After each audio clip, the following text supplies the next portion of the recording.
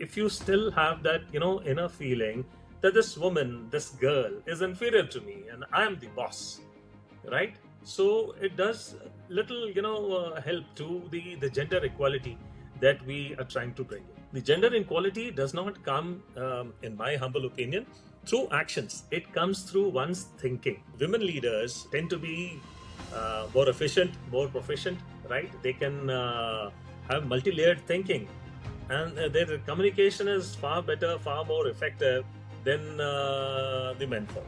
So, a lot of competition breeds in there, a lot of insecurity breeds in there. As to if given a chance, she might, be my boss, and it'll be very Okay. difficult because again that mindset comes in that you cannot be subservient to a lady who's your boss, right? That subservience is very very you can say restricted and limited. You can only be subservient to a lady when she's your mother, your grandmother, your elder sister. Okay, the girl child is at danger, but even when your boy is out, your son is outside 17, 18, 19, 20 years Yes. old, in such kind of an Yes. environment there is always a lump in your throat.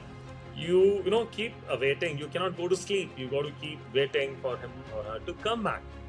So the society at large, when it is uneducated, illiterate, to say even that's worse than getting uneducated society, these perils are going to remain. So I think the education system that we have, that needs to undergo quite a lot of change. And apart from that, I think the social media also needs to take a lot of responsibility in actually giving out the correct message. Of course, the TV channels and all are constantly doing that, especially the government-owned ones, the Doordarshan. But everybody else needs to actually understand this problem and then take the bull by its horns. Hello, everyone. Very warm welcome to my podcast channel, Men's Talktown. So, I'm back again with another episode, and today I have a very, very eminent personality with me, Brigadier Tjinder Pal Singh. Most welcome, sir, to the show. Thank you, Sonali. Thank you very much. It's an honor for me to appear on your show. Thank you so much. Pleasure, sir. Pleasure. And before we start, I'm quickly going to mention what this podcast is all about. So, Men's Talktown is an initiative which works towards creating a safer space not only for women but men as well. It is to understand man's perspective towards women, because as we live in a society where all genders exist and everyone should feel safe, everyone should feel inclusive, and it's an initiative towards that. So, quickly, let me give a brief about Sir. It's absolute honor to have Sir on my show. And brief is, I think it's not possible, but still, I'm going to try to say a bit about him. So, Brigadier Tjinder Pal Singh, he brings in a unique blend of leadership experience, reflective insight, and strong commitment to personal and professional development.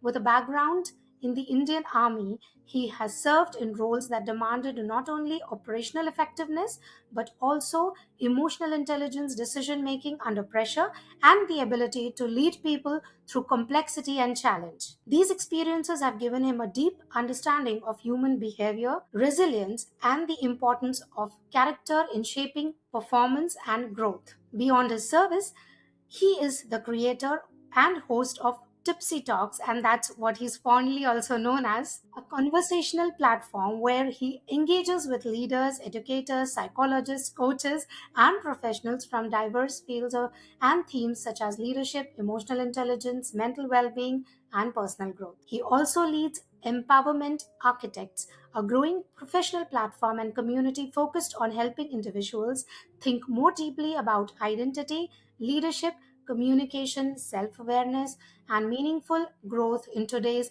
fast changing world. Through this work, he regularly engages with young professionals and emerging leaders on the inner dimensions of performance, purpose, and influence. Once again, warm welcome, sir. Thank you very much. And I think beyond the introduction or a formal introduction, I have been watching Sir's podcasts and Sir's content, I would say. And he's exceptionally at different level with a great experience and his wisdom and knowledge which encompasses everything. So today we dive straight into the podcast first, and as we Right. progress, we'll unfold more stories about your journey. So, my first question would be that who are the women in your life, and how do you you encourage them? I see the role of women in shaping what I am today has been quite remarkable. And they not only shaped me as a human being, they also shaped my perspective. And to start with, I would like to name my grandmother and my mother. In their laps, I grew up. And then who taught me, the basic essence of ethics, morals, the good points about religion, Sikhism, and they made me, a lot more grounded in those initial years that were. Moving on to school, I was fortunate enough to have a very, very eminent teacher who we just met, who just turned 82, Mrs. Duggal. And she was from KV number 1, Kendriya Vidyalaya number 1, Jalandhar. And she basically taught me a lot of things: how exactly to be sincere, how to work hard, where to put work so that you get, optimum results out of them, how to be a good citizen for the country. Because I passed out from the school in 1983 as a house captain. So she was a phenomenal force behind me. And Sonali, you will not believe it. I was discussing it with the other classmates of mine. Amongst a flurry of teachers that we had, I was there in the school for 4 years. The one that we distinctly remember for her good qualities and what she, conveyed to us and made us the men and women that we are today is Mrs. Duggal. The rest just come and, just fleet by your mind. Thereafter, I was very fortunate to be married to my wife, Charanjit. Charanjit taught me a lot of things about emotional resilience, about balance in one's life, how to control my anger. I used to be, absolutely, on my toes. Too impetuous. She taught me, to balance myself, to be more grounded, to get my feet on the ground, think calmly. And the last influence in my life has been my daughter Tina. Tina is teaching me a lot about the subject that we are discussing today, and in a very, very emphatic manner. And she's done her master's in philosophy from Canada. And it all gets practiced on me, and I am the biggest beneficiary of that. It has made me more balanced. I used to work a hell of a lot. I'm kind of a workaholic, and I used to have 2-3 episodes per week. She taught me how to, cut them down, put more content, more impact into single episodes per week, and various other things. How to get more balanced in life. And I'm extremely grateful to them, all these four women that I've named. Not because they shaped me, but they shaped my perspective. They taught me to think anew, from a different angle, from a different perspective altogether. Absolutely, that's marvelous, I would say. All generations you have already quoted. So, one thing what I would like to ask is that when you beautifully put across that when ma'am, taught you to be more emotionally resilient or calm down, in our patriarchal society, we have seen that generally men are have that kind of ego that you don't teach me what I am. So a lot of onus lies on you as Yes, well to listen or to accept that change absolutely. or to understand what the lady, be it your daughter, be it your mother, be it your wife, is trying to tell you or change for the good. The moment you're told to change, you resist. So, what advice or what do you think goes on in the minds of these men who don't accept women working or they don't like it when it comes to that change? Sonali, I think it all stems from the way a male child is brought up in our typical Indian families and households, vis-a-vis a female child. There are instances, without quoting, I would say where two girls and one boy, and the boy would get twice as much nutrition. I'm talking in physical terms. Vis-a-vis the girls. Why? Because this guy is a boy, right? And he is entitled to do. He's expected to become stronger and get much more diet, and he's the man of eminence, and the girls are just the girls. So it stems from there. The psyche the mindset that we create in that young boy's mind right from the beginning, that he is different and he is much superior, much better, much more powerful, much more dominant than his elder sisters, right? So there are times I was watching a couple of shows in the social media wherein an elderly lady, goes around with her devar, goes around in the sense like whenever the husband is not at home and she has to go out, step out into the market to fetch some basic, do some chores and all. That youngster, small little boy of 8-9 years old, is tasked to accompany her. कि उसको साथ में लेकर जाना. So what message is that conveying to that little boy? That this lady, 20, 25, 30 years old, is dependent on me. And I'm far more superior. Why? Because I'm a man child. Right? I'm a boy. So that psyche has to change. And that has to change, I think that has to change with the thinking of the women folk in the society. I think the women folk also are quite a party to this, of this partisanship which is there. This denial of nutrition was coming from the lady. It was not coming from the husband, from the father. So that has to change accordingly, right? The minute that starts changing, we need to make our children think differently. Right? We say that a society, you got to be respectful to the women and all. But deep inside, if you still have that, inner feeling that this woman, this girl is inferior to me and I am the boss, right? So it does little, help to the gender equality that we are trying to bring in. The gender equality does not come, in my humble opinion, through actions. It comes through one's thinking, right? You might be compelled because of certain circumstances and situations or a particular role that you are in to be respectful toward the women.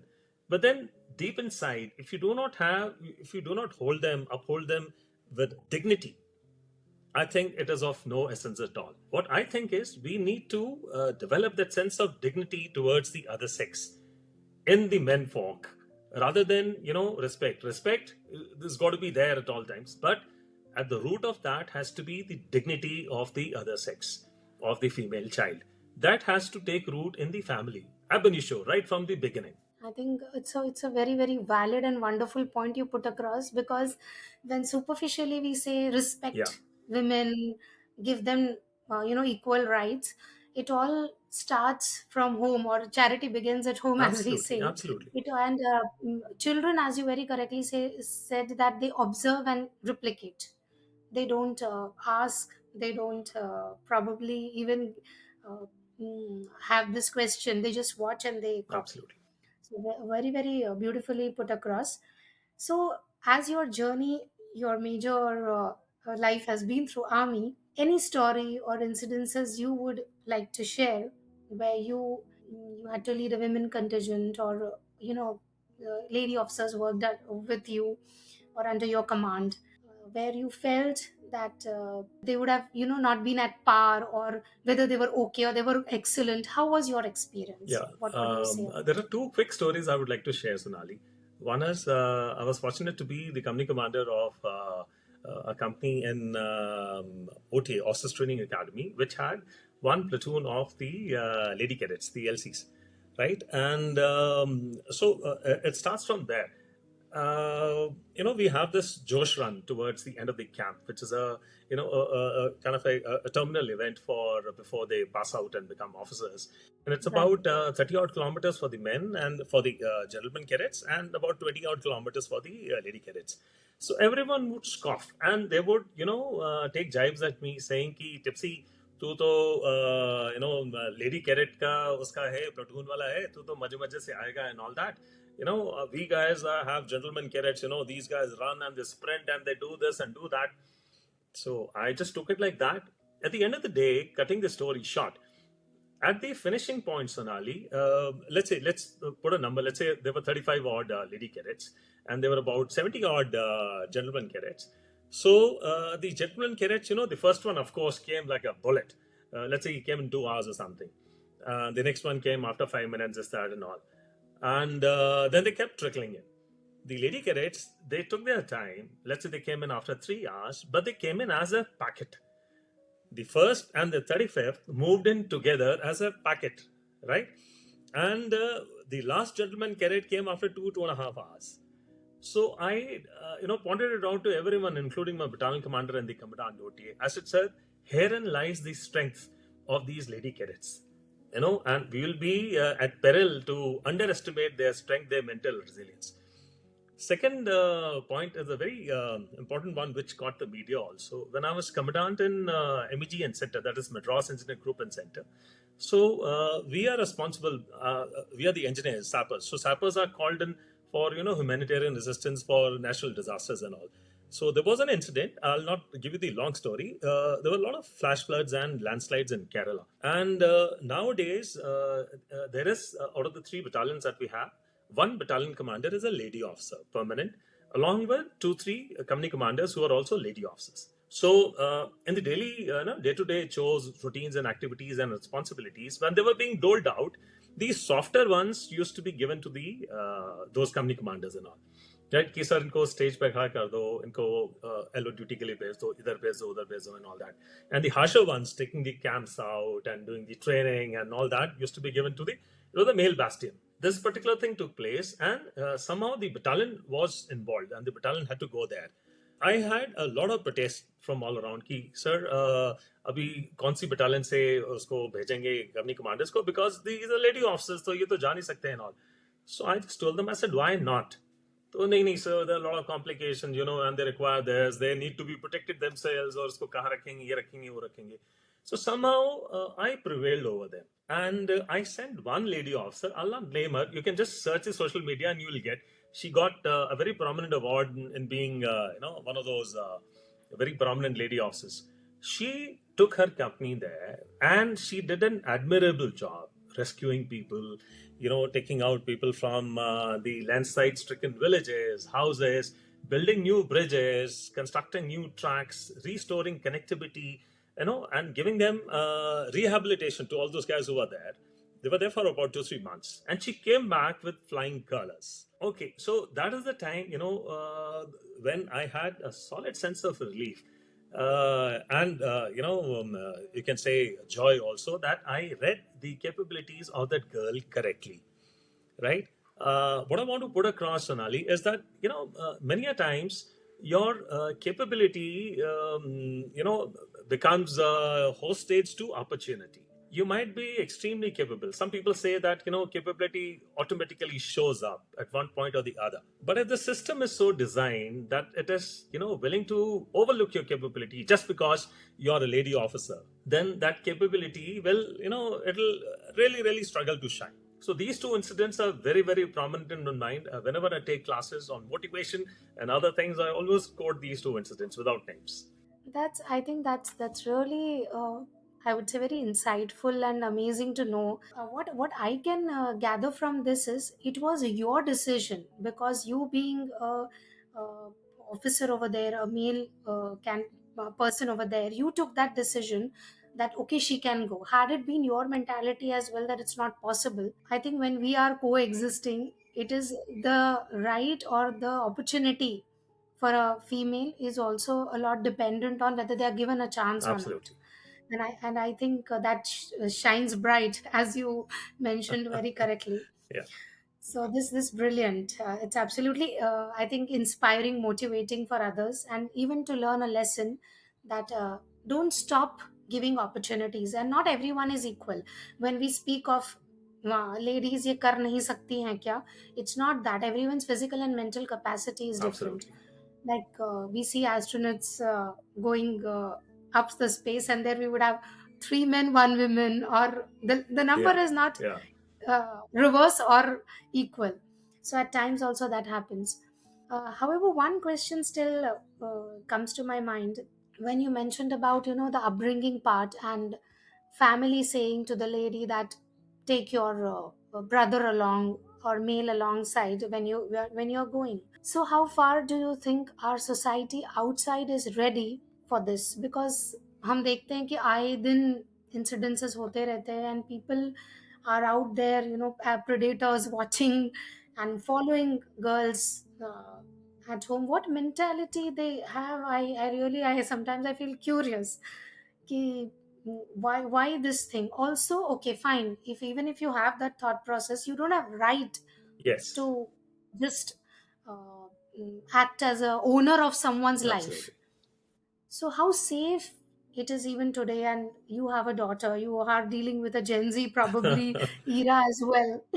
So what do you think about it? How can have a better society, better mentality out there कि आज भी वो situation है when a girl goes out at night in any city, she is not feeling that okay, that's safe. I think Sonali, the root cause of this is, of course, what we discussed earlier, and I think the root of that root cause lies in lack of education, right? Being literate and being educated, they are two entirely different things. A well-structured education system. I think we always keep lamenting about that इसमें sex education नहीं है, इसमें ये नहीं है. The other day, I was just talking with our friends and of course the family. What we basically lack, apart from many other things in our education system, is the inculcation of civic sense and civic values. I remember, I mean, it used to be there in my time. I had one of my instructors, class teachers, and I vividly remember him taking one of those civics lessons. I think the same kind of a thing today, is missing. It is required all the more, possibly 10 times more than my times, which was 1980, 81. Now it is required 10 folds more. And, the children, right from the beginning, both at home and at school, need to be taught about what we are talking about, the dignity, about understanding the other sex. It initially starts from, like, if you take a juvenile male boy, a boy, then it starts from curiosity. That curiosity thing gets into something different, because if he's not fed with the correct information, then he sneaks around. And today, in our times, it was not available. The other day we remarked to each other, when we are talking amongst our classmates, that we rarely would talk to a boy, would rarely talk to a girl, and vice versa. Times have changed today, and the social media is also presenting all kind, I would not say correct or incorrect, I mean, myriad perspectives to a young mind who is just grappling with ki, I mean, if a boy is like this, what would a girl be like, right? How should I approach a girl? Is the girl only the definition of a girl, apart from outside the home, is only a girlfriend, a wife, or whatever else, or does it go beyond that? One needs to understand that first, that you may be friends with a woman, but you may not be on that level. You are just friends in the good sense of it, and you need to respect that decision. You need to respect that situation that you are in. The the people outside, the uneducated guys, what you find on the streets, the people that the most danger to our kith and kin, our girls, when they venture out, lies, are mostly uneducated, illiterate. So expecting them to understand this and to go beyond and find dignity in a woman, and not to outrage her modesty or her dignity, I think our second, third tier level expectation. The first expectation needs to be that they need to be educated, right? And from then only a kind of a mind shift, the correct mindset will come, wherein we understand and we have a better awareness about the people around us, including women. If you keep doing that, I mean, okay, the girl child is at danger, but even when your boy is out, your son is outside, 17, 18, 19, 20 years Yes, old, in such kind of an yes. environment, there is always a lump in your throat. You keep awaiting. You cannot go to sleep. You got to keep waiting for him or her to come back. So the society at large, when it is uneducated, illiterate, to say, even that's worse than getting uneducated society, these perils are going to remain. So I think the education system that we have, that needs to undergo quite a lot of change.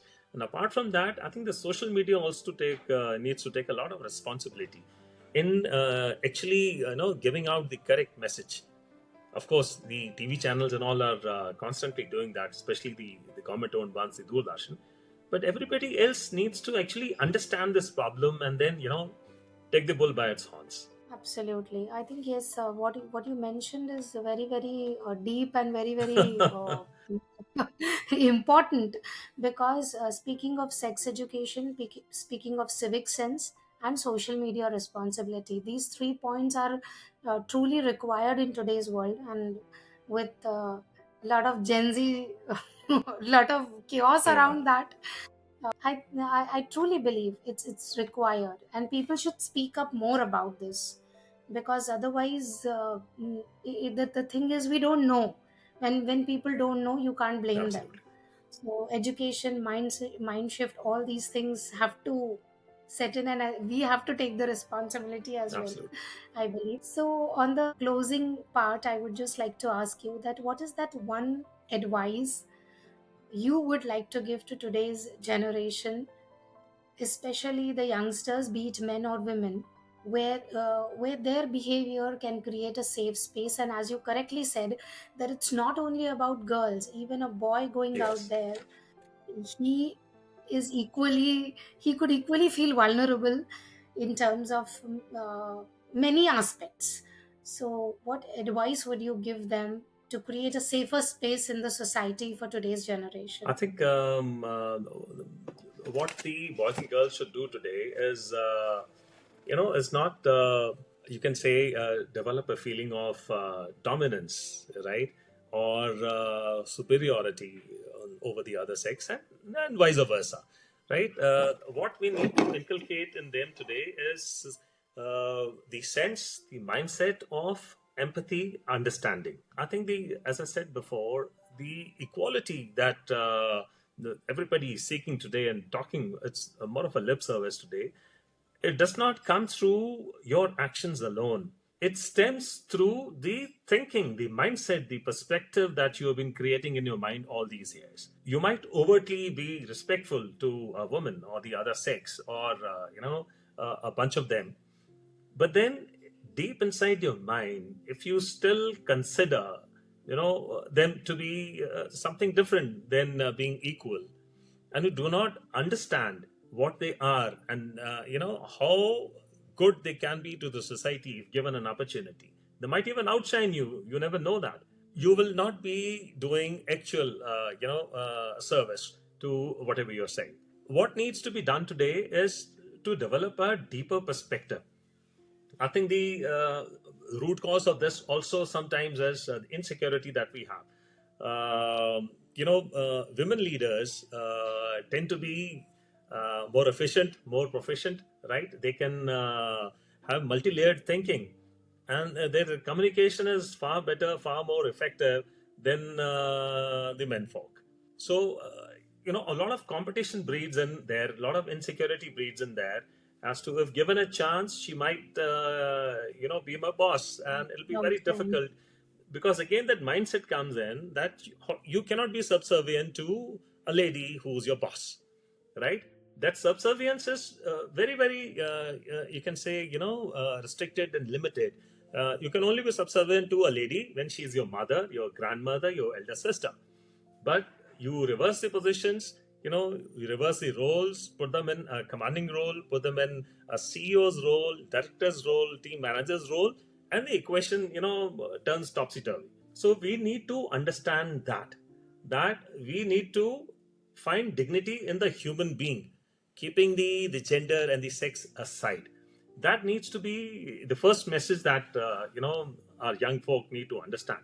And I think there is a lot of understanding today amongst the when I talk of my daughter and my son and everybody in their groups, there is a lot of understanding in this. These guys are very conscious about it, and I mean, sometimes they even correct me if I go wrong in saying something.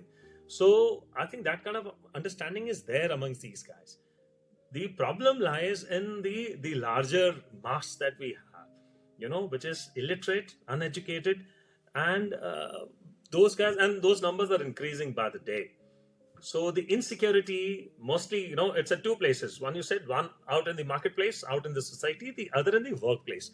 The workplace one we've already addressed. The other one needs to be addressed by larger means, by sensitizing them, if not educating them about the gender equality, the dignity of women, and various other things associated with it. Absolutely, and thank you so much, sir, for that. So, as we say that there is nothing called as perfect or a perfect society or a perfect world, and we also understand that men and women are biologically different. They have different needs, and they have different. They come from different place of thinking. But what sir today highlighted is an extremely important point, and that is mind shift or thinking, because a person apparently may uh, behave in a way that I respect women, or a lady might say I respect men, but deep down they don't think that way. And your thinking pops up in smaller aspects of your work or your behavior, and because it is unconsciously you do that. So that's very, very important. We have today touched upon many aspects which Sir mentioned, be it thinking, mind shift, the way you bring up your child, a female or a male child, civic sense, speaking of more sex education in your family or in your schools, and behaving with responsibility outside your house. Let every boy and girl and men and women out there feel safe. That is our Yeah. intention. Thank you so much, sir. It was absolute honor and pleasure to have you on my show, and thank you for sharing those great Thank you so insights. much, Sonali. It's my honor to be on your show, and wishing the show and you all the very best for the future. Thanks a ton. Thank you so much.